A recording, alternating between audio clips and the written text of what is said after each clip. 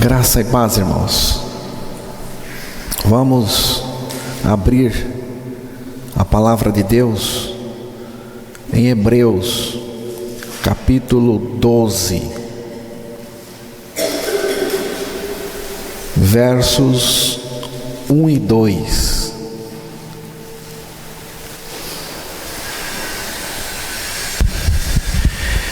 Portanto, nós também, pois que estamos rodeados de uma tão grande nuvem de testemunhas, deixemos todo o embaraço e o pecado que tão de perto nos rodeia e corramos com paciência a carreira que nos está proposta, olhando para Jesus, autor e consumador da fé, o qual pelo gozo que lhe estava proposto suportou a cruz, desprezando a afronta, e assentou-se à destra do trono de Deus. Que o nosso Pai revele pelo seu Espírito a palavra e a vontade dele para nós nesta manhã, em nome de Jesus Cristo, nosso Salvador e também a nossa vida. Irmãos, o texto da palavra de Deus lido para nós falou de uma carreira que nos está proposta, e corramos com perseverança, com paciência, a carreira que nos está proposta. Vejam bem, irmãos, não é uma carreira que nós propomos, não é, mas que nos é proposta. É Deus que propõe. É uma carreira patrocinada do começo ao fim pela graça soberana de Deus. Que carreira é esta? Hebreus capítulo 3, verso 1. Por isso, irmãos santos, participantes da vocação celestial, considerai a Jesus Cristo, apóstolo e sumo sacerdote da nossa confissão.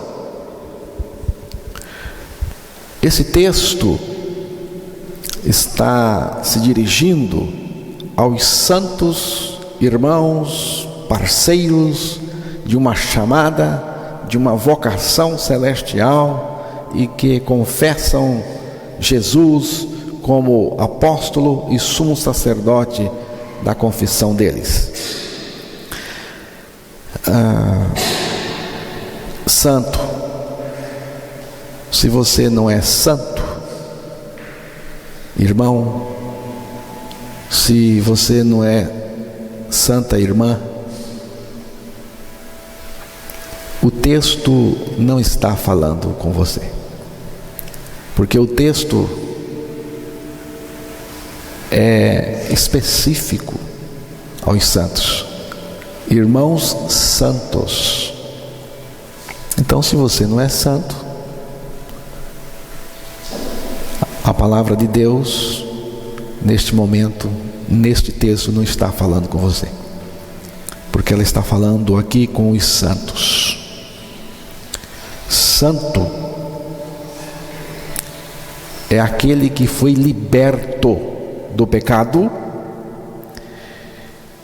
e separado para Deus. Irmãos, Deus não separa ninguém e nada com pecado para Ele. Se você pensar direito, você concorda com Deus, porque você também não separa, não escolhe nada, algo para você estragado, contaminado. Eu tenho certeza disso. Deus também é assim. Você, quando quer uma coisa para você, que você separa essa coisa para você, é algo do seu gosto, é alguma coisa adequada ao seu gosto. E o que é adequado ao gosto de Deus? No texto aqui é santo. Se você não é santo, você não é adequado ao gosto de Deus, e nem poderá ser. Antes de nos chamar de santos, antes de Deus nos chamar de santos, Ele nos santificou em Cristo Jesus, ou seja, Ele removeu de nós toda a nossa natureza, toda a podridão, todo o pecado, toda a iniquidade, na morte com Ele naquela cruz. E quando Ele ressuscitou, Ele nos ressuscitou com Ele, dando-nos a sua vida, colocando em nós a sua vida santa, a sua vida e a sua santidade. É assim, irmãos. Eu não preciso dar duro para vencer o pecado. Eu não preciso. Eu só preciso de Cristo vivendo em mim. É fácil assim. Quem dificulta é o religioso. O religioso é que dificulta a coisa, porque ele não quer morrer com Cristo naquela cruz, para que Cristo seja a vida dele. Não quer, então dificulta. Santos, irmãos, participantes de uma chamada celestial, de uma vocação celestial. Vocação celestial, ascensional, é uma vocação de cima para cima, porque é celestial. É uma vocação, é uma chamada de cima, celestial, para cima, para o celeste, para Deus. É isso que nós estamos chamando de carreira. Isso tem a ver, essa vocação celestial, uma chamada de cima para cima, tem a ver com a carreira que nos está proposta, a carreira que Deus propõe para nós. Irmãos, é um caminho que começa na cruz com Cristo e sai pela ressurreição juntamente com Cristo. O ponto de partida é o novo nascimento, é a regeneração. Qual é a carreira de uma pessoa que não nasceu? Que carreira tem uma pessoa que não nasceu? Carreira nenhuma ela tem, porque ela não nasceu. O novo nascimento, irmãos, é Deus por sua graça tirando de nós a nossa vida ímpia na morte com Ele e dando-nos a sua vida na ressurreição juntamente com Cristo. É novo nascimento. Regeneração, irmãos, regeneração é a entrada da vida de Deus no seu espírito, na sua alma, e que se manifesta no seu corpo.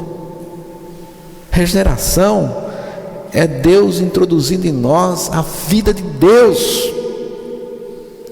Agora, Deus faz isto com a gente na base de troca, irmãos. O projeto de Deus é de troca do velho pelo novo, é vida substituída e não vida melhorada. Se você quer vida melhorada, procure as ciências sociais. Agora, a regeneração não é vida melhorada, é vida substituída. É vida substituída. Não é vida evoluída. Se você quer vida evoluída, procura a educação. Ela dá conta. Aqui é vida substituída. Nem sequer, irmãos, é vida transformada, que a gente tanto fala. Deus transformou a minha vida. Que vida? Preciso saber. Que vida foi que Ele transformou? Porque a vida ímpia, Ele não transforma, Ele crucifica. Ela tem que morrer e ser substituída pela vida de Cristo. Regeneração, novo nascimento, é isto, irmãos. É na base de troca. O que você acha de alguém que recebe o seu televisor velho, estragado, que não funciona mais, e lhe dá um novo, último modelo, na base de troca, um pelo outro? O que você acha disso? Não é um bom negócio? Jesus fica com a minha vida velha, estragada, que não funciona para Deus, e me dá a dele? Não é um bom negócio? Irmãos, ou não estou falando com pessoas inteligentes, ou perderam a razão, ou são incrédulos. Já fecharam esse negócio vantajoso com Deus? Já, né? Eu sei que os irmãos já fecharam esse negócio com Deus. Agora nós temos que, como disse o irmão José Rabelo aqui na abertura, compartilhar, levar esse negócio vantajoso para outras pessoas também.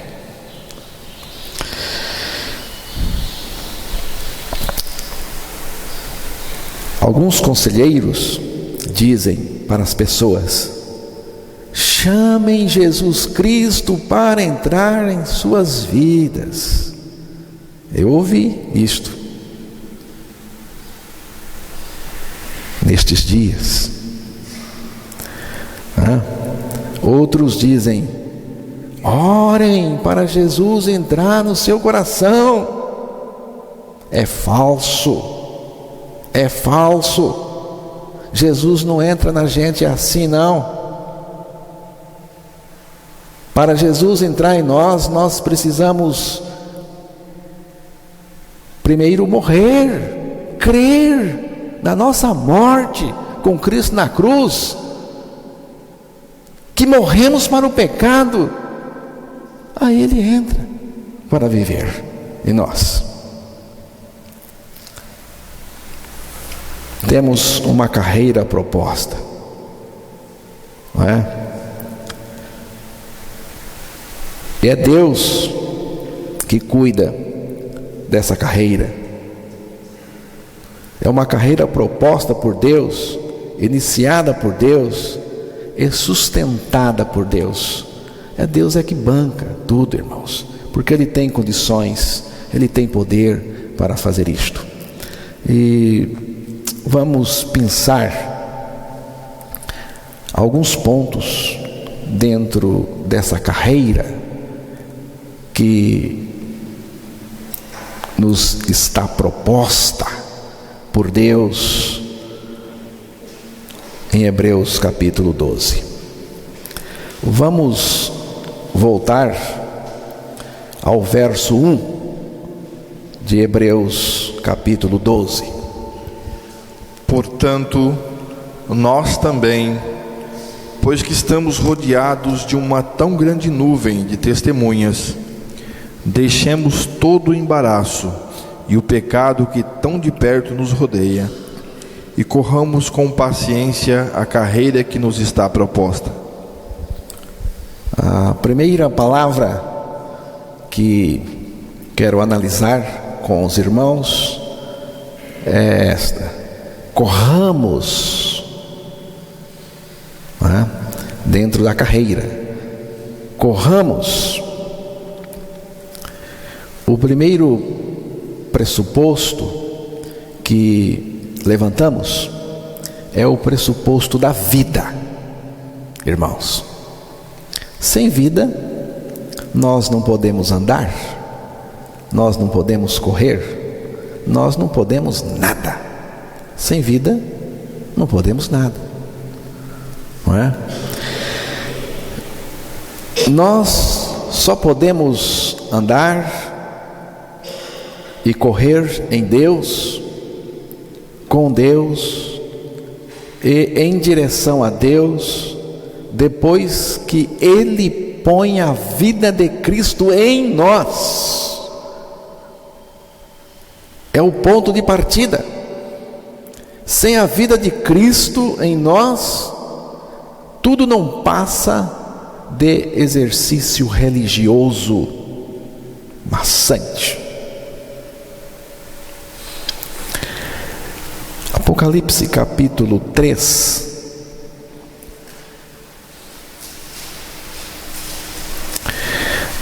Verso 1. E ao anjo da igreja que está em Sardes, escreve: Isto diz o que tem os 7 Espíritos de Deus e as 7 estrelas. Conheço as tuas obras, que tens nome de que vives e estás morto. Sardes conseguiu rejeitar as doutrinas, algumas doutrinas babilônicas perversas de Tiatira. Sardes conseguiu rejeitar os ensinos ímpios de Jezabel, da igreja de Tiatira. Mas as mudanças de Sardes não foram dignas do Evangelho. Esta igreja, Sardes, também representa, não é, a reforma protestante que aconteceu depois. E é interessante que a reforma protestante também manteve um pouco do catolicismo romano, algumas doutrinas, algumas crenças, a perseguição foi protegida pelos reis. Foi uma igreja ligada ao Estado, protegida pelo Estado, né? Mas aqui, Sardes foi destruída por um terremoto no ano 17 depois de Cristo, bem antes desse texto ser dito, e depois ela foi reconstruída. Mas aqui Jesus está dizendo algo muito mais bombástico do que o terremoto de 17, algo muito mais terrível. Ele diz aqui para Sardes: tens nome de que vives e estás morto. Coisa terrível. Irmãos, vamos entender que isso.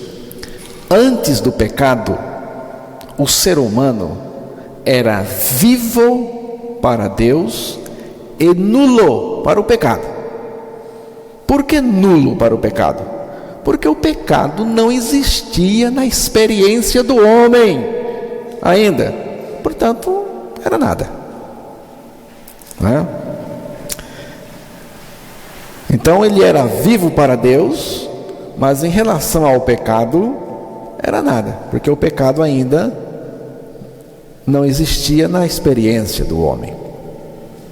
Depois do pecado, o homem passou a estar morto para Deus, né? Morto em delitos e pecados, né? Ele passou a estar morto para Deus e vivo com a sua vida ímpia, não é? Vivo para o pecado, para a prática do pecado. Depois da regeneração, quando nós fomos regenerados, nós passamos a estar mortos para o pecado, que é a nossa morte no corpo de Cristo, não é?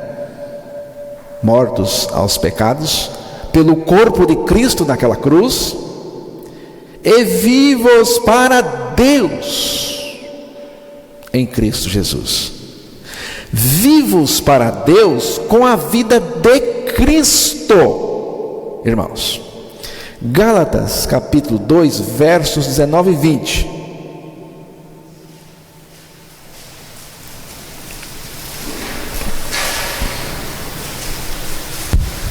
Porque eu, pela lei, estou morto para a lei, para viver para Deus. Já estou crucificado com Cristo, e vivo não mais eu, mas Cristo vive em mim. E a vida que agora vivo na carne, vivo-a pela fé do Filho de Deus, o qual me amou e se entregou a si mesmo por mim. Morri para viver para Deus, diz o texto. Morri significa crucificado com Cristo. Viver para Deus significa Cristo vive em mim. É um viver com a vida de Cristo. A partir da regeneração, nós morremos para o pecado e passamos a viver para Deus. Mas é um viver, preste atenção, com a vida de Cristo. É um viver com a vida de Cristo. Esse viver com a vida de Cristo, ele só existe a partir da regeneração e do novo nascimento. É uma condição que nós ganhamos na regeneração, quando Cristo coloca a vida dele em nós, quando Cristo mesmo vem viver a sua vida em nós. Então, irmãos, a igreja de Sardes passava uma ideia que ela tinha a vida de Cristo, que Cristo vivia nela. Jesus está dizendo para Sardes o seguinte: eu vejo que você não tem a minha vida, não é? Não foi isso que ele disse? Você parece que está viva, mas está morta. Ele está dizendo para ela: eu estou vendo que você não tem a minha vida, Sardes. Você tem meu nome, você tem nome, você tem aparência, e essa aparência leva você a achar que tem a minha vida, que está viva a partir da minha vida em você. Mas não basta ter nome, irmãos. Não é suficiente parecer. Se você colocar jurubeba numa garrafa de Coca-Cola, vai ter a forma, vai ter a aparência, a cor é escura, o nome está no rótulo, mas se você colocar um gole na boca, você vai descobrir que não é Coca-Cola, porque é amargo, é amargo. Sardes, irmãos, achava que era viva, mas não era. Estava ainda no caixão do pecado. Religião, irmãos, faz a ornamentação do caixão, faz o enfeite do caixão, ou da urna, se você quiser chamar, mas continua sem vida. O defunto passa por um tratamento cosmético, mas continua sem vida. Sardes era uma fingida, era sintética, era cosmética, irmãos, mas não era espiritual, porque não tinha a vida de Cristo se manifestando nela. Sardes era um frasco cujo conteúdo era morte em delitos e pecados, mas o rótulo era de vida de Cristo. Jesus, irmãos, pediu a Sardes, nós não vamos ler lá o texto, Jesus pediu a Sardes para que ela retornasse à palavra, porque é por meio da palavra que nós somos regenerados ou nascidos de novo. É por isso que aconteceu a reforma protestante. Foi um momento de retorno à palavra. E essa é a razão porque havia em Sardes algumas poucas pessoas portadoras da vida de Cristo. E por ser portadoras da vida de Cristo, não se contaminaram, conforme Jesus falou, com o pecado, e andaram com Cristo de vestes brancas e puras em santidade. O próprio Jesus disse que eram pouquíssimas pessoas que não se contaminaram com o pecado. Irmãos, para andar com Jesus, você tem que estar limpo do pecado. Se você estiver lambuzado com o pecado, você anda mesmo é com o diabo e com o demônio, mas com Jesus não. Então, o ponto de partida para a nossa carreira, corramos, é a vida de Cristo em nós. A vida de Cristo em nós. Se a vida de Cristo não estiver em nós, nada funciona, nada na nossa vida espiritual. Outro ponto, vamos ouvir novamente o versículo 1 de Hebreus 12. Portanto, nós também, pois que estamos rodeados de uma tão grande nuvem de testemunhas, deixemos todo o embaraço e o pecado que tão de perto nos rodeia, e corramos com paciência a carreira que nos está proposta. Isso, A outra versão diz: desembaraçando-nos de todo o peso. É importante numa corrida, desembaraçando-nos de todo o peso. Os corredores esportistas da época, irmãos, costumavam vestir roupas pesadas e amarravam pequenos pesos nos tornozelos. E no dia da corrida, as roupas pesadas eram tiradas, os pesos dos tornozelos também, e isso dava uma sensação de leveza, que, dentre outras coisas, garantia a chegada vitoriosa do corredor.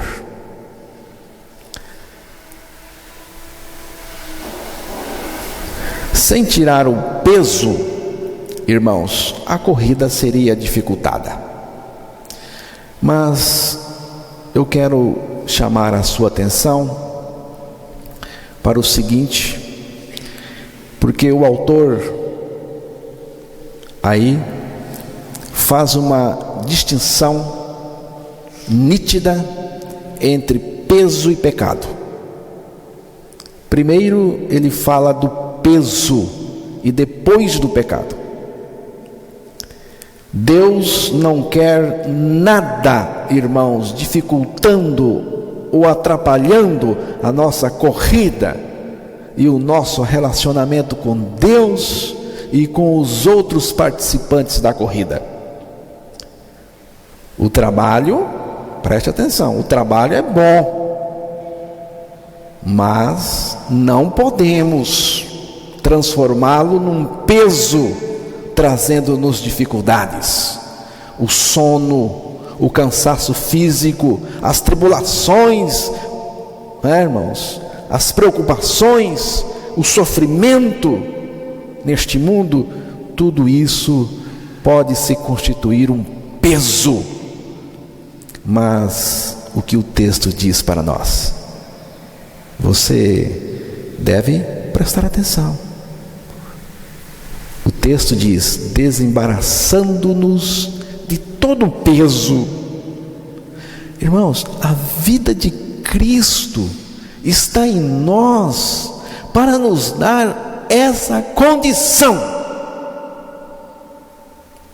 O que é dito para nós aí é desembaraçando-nos de todo o peso. Deus não joga palavras fora, irmãos. Deus não brinca com a gente. Se você é um participante da vocação celestial, você vai dar um jeito, dar um chega para lá nos embaraços. Você tem poder para se desembaraçar dessas coisas. Você tem poder para sair fora dessas coisas. Quem entrou na corrida, colocado nela por Deus, não sai mais dela. Viu, irmãos? Se você entrou nesta corrida colocado por Deus, você não sai mais dela. Mas quem tenta correr sem ter sido colocado nela por Deus, não conseguirá. Não conseguirá. Viu? Essas coisas que eu disse aqui, os contratempos que acontecem, essas coisas ajudam a mostrar quem é quem, irmãos. Quem é e quem não é. Quem é só aparência e quem tem vida de Cristo. Viu? Se você não entrou na corrida colocado por Deus, logo você não tem a vida de Cristo e você vai ficar para trás. Já estou lhe avisando. Não é profecia, não. É lógica. Você não tem a vida de Cristo.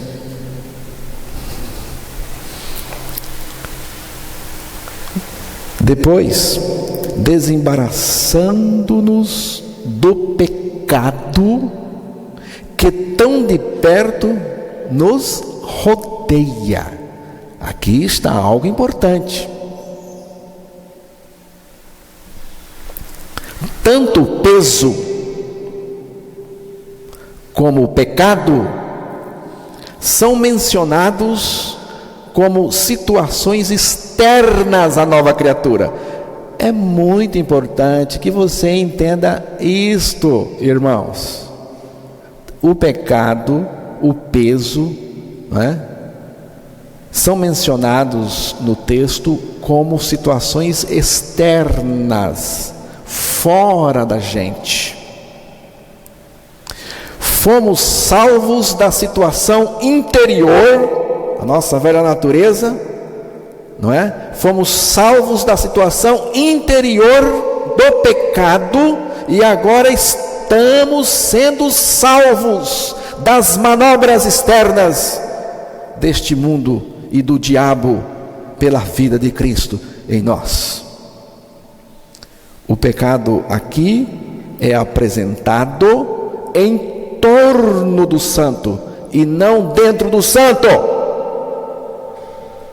A ideia que rola no meio evangélico, principalmente no Brasil, é que fomos salvos, perdoados, mas continuamos no pecado. Vivemos neste mundo no pecado e vamos para o céu como pecador. Irmãos, isso não entra na minha cabeça, não entra, porque eu não vejo isso na palavra de Deus. Eu não vejo. O que eu vejo na palavra de Deus é a salvação do pecado aqui e agora. Aqui e agora. O pecado, o mundo, o diabo, as tentações estão fora da nova criatura. E tudo isto investe contra a nova criatura como búfalos selvagens, mas não conseguem nos atingir, porque Cristo está em nós, nos defendendo. Irmãos, a vida de Cristo em nós nos dá condição de sair de qualquer situação de pecado. Um Deus que não me dá condição de sair de qualquer situação de pecado, eu não quero para mim. Eu não quero.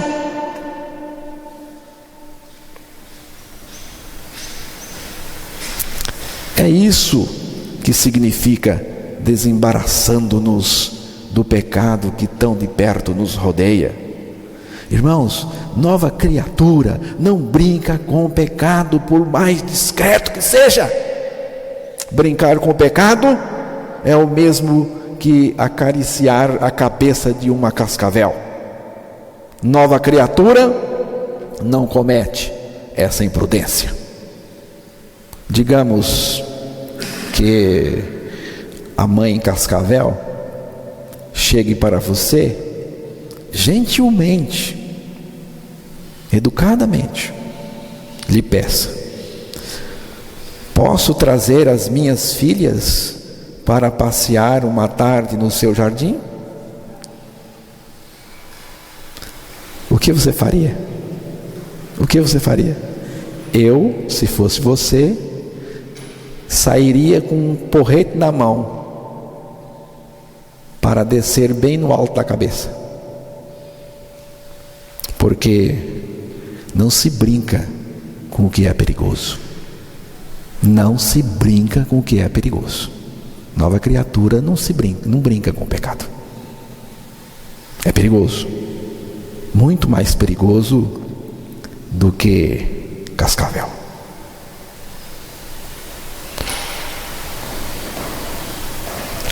Eu me garanto. Você pode dizer, né? O jovem pode dizer: eu me garanto. Garante coisa nenhuma. Quem nos garante é o Senhor. Ele é que nos garante. Jamais romperemos a fita de chegada da corrida celestial se não largarmos corretamente, como diz a palavra de Deus. Volte lá para o texto, irmão, no verso 1. Leia novamente. Portanto, nós também, pois que estamos rodeados de uma tão grande nuvem de testemunhas, deixemos todo o embaraço e o pecado que tão de perto nos rodeia, e corramos com paciência a carreira que nos está proposta. Corramos com perseverança, com paciência. Corramos com perseverança. Vamos usar essa palavra perseverança. Se você não foi colocado por Deus na corrida, qualquer coisa desanima você. E aí, irmão, como está? Não vou mais. Você viu o que fizeram comigo? Pois é, irmãos. Esse comigo aí, esse migo aí, tem que ir para a cruz. Tem que morrer.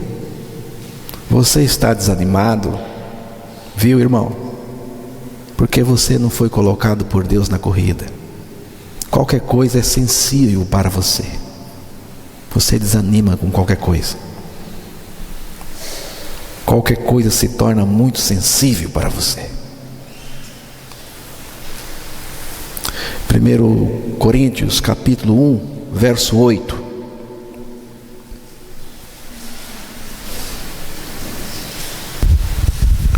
O qual vos confirmará também até o fim, para serdes irrepreensíveis no dia de nosso Senhor Jesus Cristo. Como gosto desse texto, irmãos. O qual, você sabe quem é o qual aqui?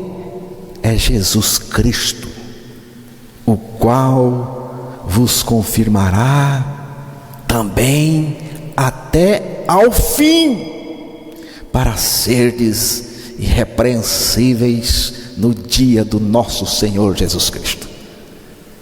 Irmãos, quem persevera é o Senhor em nós. Temos a garantia divina de que estaremos na presença de Cristo quando Ele voltar, irrepreensíveis. Podemos personificar esse texto. Eu posso. Ele me manterá firme até o fim. A perseverança dos santos não acontece sem que Deus o persevere pela sua graça. Porque Ele nos persevera, nós perseveramos nele e na sua palavra, cada vez mais apegado a Ele. Perseverar, irmãos, pressupõe tribulações, contratempos na vida, principalmente as contradições do pecado.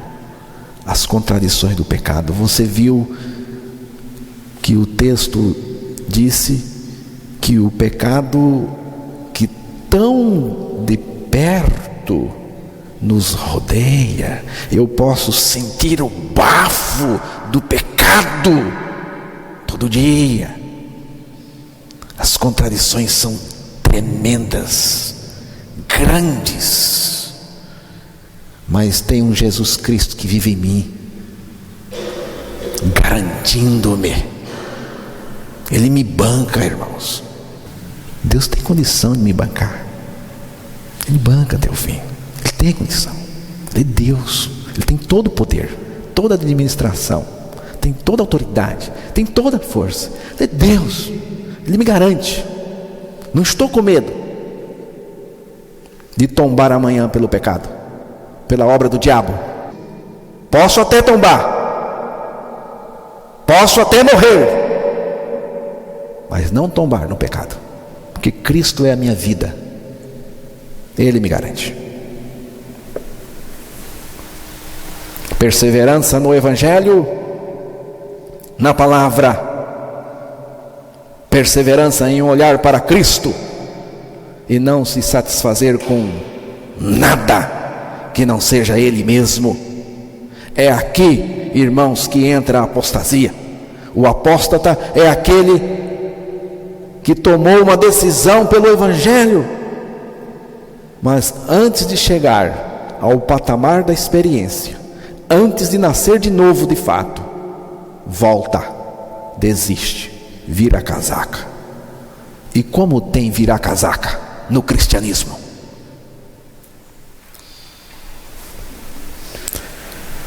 Hebreus 12, 2. Vamos para o último ponto. Olhando para Jesus, autor e consumador da fé, o qual, pelo gozo que lhe estava proposto, suportou a cruz, desprezando a afronta, e assentou-se à destra do trono de Deus. Olhando firmemente para o autor e consumador da fé, Jesus. Olhando para Jesus. Eu diria, irmãos, que aqui está a parte mais importante da corrida. Nós não podemos distrair de Jesus para olhar coisa alguma, por mais bonita e interessante que seja. Não podemos tirar os olhos daquele que é a centralidade de tudo. A obra que Deus requer de nós é crermos na suficiência de Cristo. Cristo vive em mim, Cristo é suficiente para mim, Cristo me basta. Olhando para Jesus, autor, consumador da fé, o qual, pelo gozo que lhe estava proposto, suportou a cruz, desprezando a afronta e assentando-se à direita do trono de Deus. Este texto, como você percebeu na leitura, está focalizando a obra de Jesus no Calvário. Pelo gozo que lhe estava proposto, suportou a cruz. Também fala da sua ressurreição e do seu eterno assentar à direita do trono de Deus. E assentou-se à destra do trono de Deus. Olhando para Jesus, aquele, irmãos, que suportou a cruz, aquele que morreu na cruz, aquele que lá na cruz nos atraiu para Ele, nos fez morrer com Ele para o pecado, e ao ressuscitar pelo Espírito do Pai, nos ressuscitou juntamente com Ele, tornando-se a nossa vida, nos fazendo assentar com Ele nas regiões celestiais. Ele mesmo, com a sua graça, é o que faz com que nós olhemos para Ele. Vocês precisam, irmãos, olhar para Jesus, porque em Jesus está a providência de Deus para nós. Deus quer que a gente conheça esta suficiência de Cristo. A maior revelação que nós precisamos, a maior revelação que esta igreja precisa, é a revelação de Cristo no nosso íntimo. Não existe nada que possa se comparar com Cristo vivendo, se revelando, se manifestando em nós. Irmãos, Jesus é o único que é chamado maravilhoso. O único que é chamado maravilhoso pela palavra. Que sejamos então maravilhados pela sua revelação em nós. Que você e eu, ao sairmos daqui, possamos ganhar uma dimensão de maravilhados com o Senhor. Lembre-se que Cristo veio por nossa causa, morreu a nossa morte, ressuscitou para que pudéssemos ganhar a vida dele. Se isso não é maravilhoso, eu não sei o que é maravilhoso então. Eu só quero pedir uma coisa para o Senhor. Eu só quero pedir a Ele essa condição de maravilhar cada vez mais com a sua pessoa fantástica. Amém, irmãos?